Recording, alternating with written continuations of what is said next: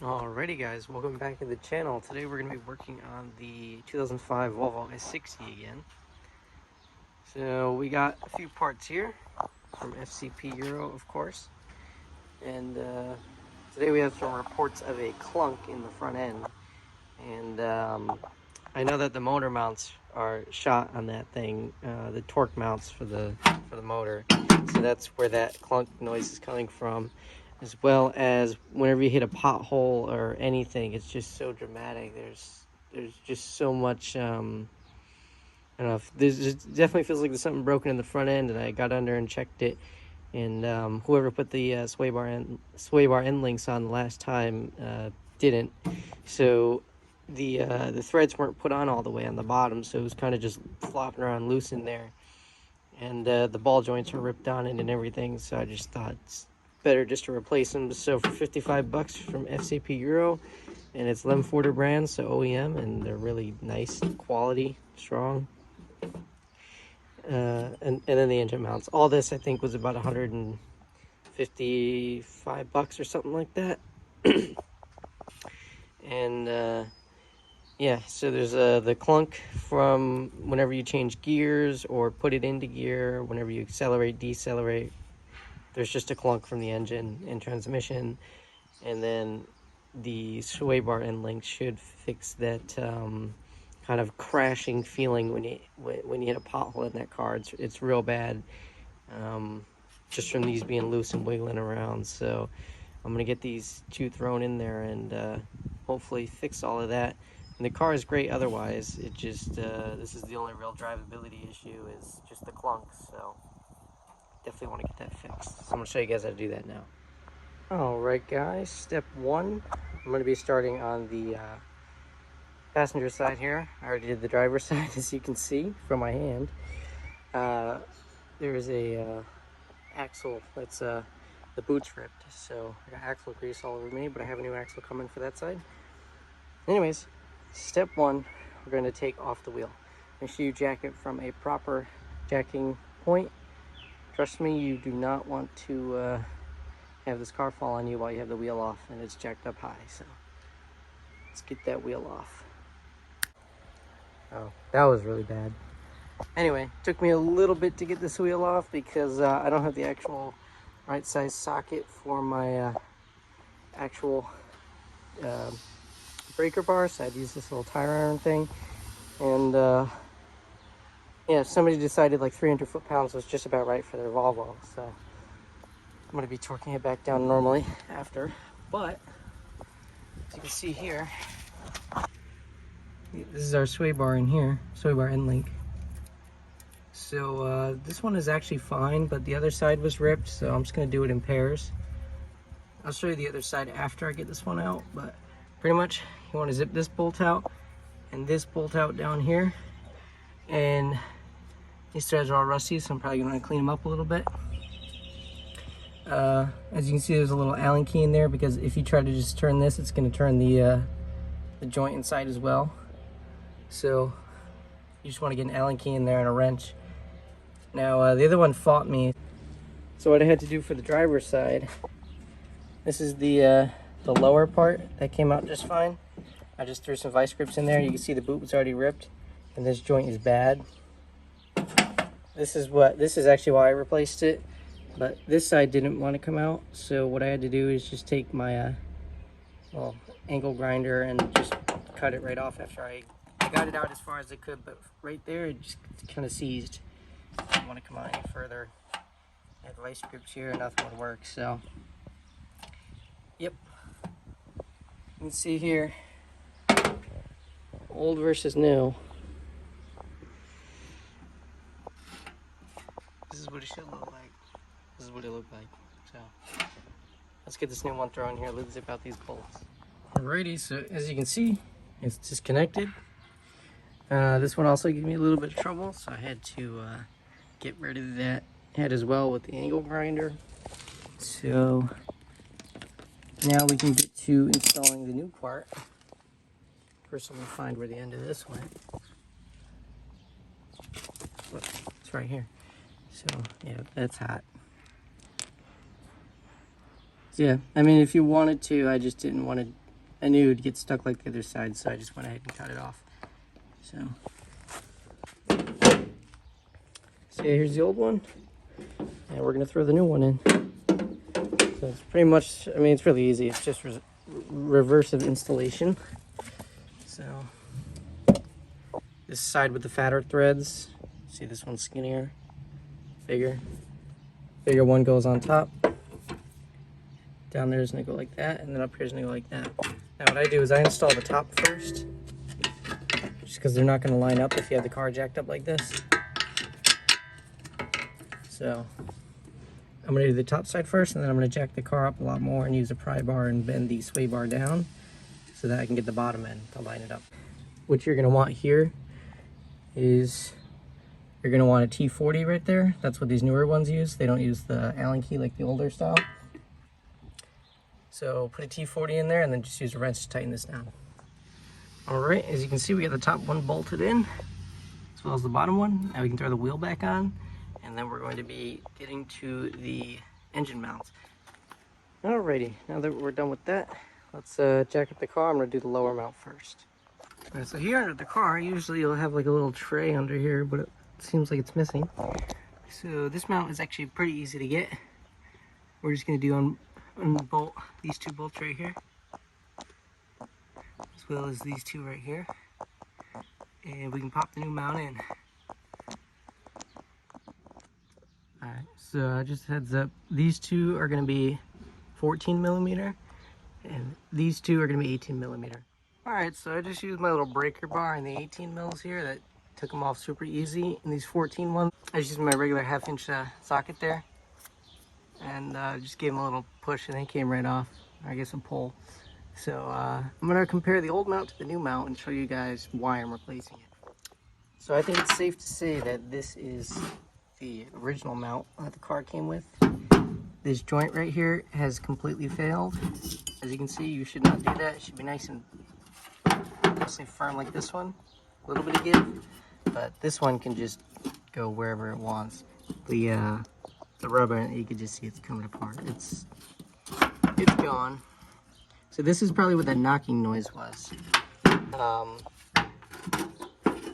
or at least contributed to it. This rear part is actually still pretty good, but this one's definitely failed. So let's go pop this one in. So this one's just the reversive installation. You can see it's super easy. You don't gotta lift the engine or nothing. Just pop it in there, line it up there, and put in the bolts. All right, so we got our bolts just hand tightened in there. And click. Okay, now this one is fully installed. Now let's go do the top engine mount. So with the car back on the ground, on all four wheels, you can see this right here is our engine mount. And I don't know if you can tell in there, but it's completely cracked. But we'll get to that after this is taken off. So this is the 2.4 liter naturally aspirated. So there's no charge pipe or anything, no turbo, naturally aspirated. So if you have a turbo one, you're gonna have a charge pipe going across, so you might have to take that out just to get to these bolts here. So you can take this cover off. But once you get this cover off, you have direct access to these bolts back there and these here. So first, what you're gonna wanna do is just take off all these little T30s. All right, so after you get out all the bolts, you're just gonna need to kind of slide it from under here, and this comes right out. And that just gives us access to the bolts here. So there's going to be 4 on the actual that mounts it to the top of the engine, and then you're going to just have this one up here that you're going to have to take out. So I'm going to get these all off over here, and we'll pull the mount off. And these again are going to be 14 millimeter. And once you get to this side, get yourself a 15 and an 18, and then you can get this bolted out. So now that it's here on this table here, you can see just why this mount is bad. I can actually pull this rubber piece out if I had 2 hands, but it is completely separated. If you can see in there, this piece is completely separated on both top and bottom, so that's not really doing much. Now Volvo has an updated part number, which is this one here. It's a different design. It doesn't have the circular bushing in there. This one's more of like a rectangle. So this one is supposedly better. Obviously, it's miles better than this one. But yeah, so installation is opposite of removal. We'll get this one thrown in. All right, so we're gonna take our bolts. This one sneaks in through the back. That goes in there. This one goes here. So the two ones on this side, the right side in the engine bay, the left side of the car. Shorter ones go on this side, longer ones on this side. You'll see that when you take out the mount. Come in a little bit. And then there's this one, goes in this way. Lost one of my tools. And then there's going to be a nut that goes on there too. And you'll just tighten that down. So yeah, that's most of it. Now I just got to tighten it all down. Alright, everything's torqued back in down here. Now we're just going to put this bolt on. And then I'm going to throw the cover on. Not going to show that because makes that kind of be repetitive, but let's get this on. Now keep in mind, guys, the torque spec on this, on these little bolts here, are basically nothing. So don't tighten them down too hard, or you could strip out your valve cover, and you definitely don't want that. Or strip out the hole for the valve cover. I guess it's not the end of the world because this is just a cover, but just keep that in mind. And so now we got this and that, and we're basically done under the hood now. Now it's time to drive it and see if that fixed the issues. So now you can see the before and after. This is the after of the old stuff we took off. Started off the video with the good stuff. But yeah, this stuff was definitely worn out. Needed replacing. This car has 200 and almost 70,000 miles on it, so definitely needed this stuff. I probably could have gone without replacing the passenger side here, but the driver's side was just so messed up that might as well replace both. It was only $50 for the pair, so. And that's from FCP Euro, Lemforder OEM brand. You can see here. So, yep. Basically done for now. I'm gonna go take it for a drive and see how she handles now. Alright guys, so we are back at FCP Euro this morning because I ended up getting some ball joints for the Volvo. So I found out that these were bad as well. I don't know how I didn't check them before, but I did, and so I just ordered the Lemforder kit for both sides. I got the other one over there. So I'm gonna go home and throw these on and take her for another spin. Alright, so now we're gonna do the ball joint replacement. So what's nice in this kit is it comes with all the hardware and also the axle bolt. Because I'm gonna have to remove the axle, or at least that outer half of it. This is also perfect because I'm going to be replacing the axle with a used one I bought, and that didn't come with a bolt, so I'm going to use that as well. So here's a new ball joint. Just wait till you guys see the before and after. I'm not really going to record this part of it just because I need to get this car back on the road. But yeah, you'll see just how bad that ball joint is. Oh, it took me about 45 minutes of banging and heat and penetrating fluid, and yeah, so here's the new ball joint. Obviously can't move the joint at all. This one not only moves freely, it also moves in and out. So yeah, that ball joint's very bad. So I'm gonna get this new one thrown in, and then I gotta do the other side. So I might be out here another hour and a half. So let's get that in there, and then we'll get to work on the truck. As you can see on the back of the truck bed, there is a box, and there is the new bumper, and a box behind it that is the wheel hub for this wheel. But that'll be another video. Yeah, that ball joint's bad. It's just about to fall right out.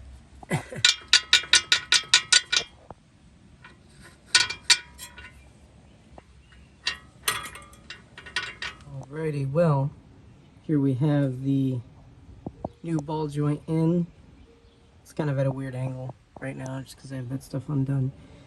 But finally we have a good ball joint that is not literally falling out. of itself. The ball is in the joint. So yeah, and the other side is done as well.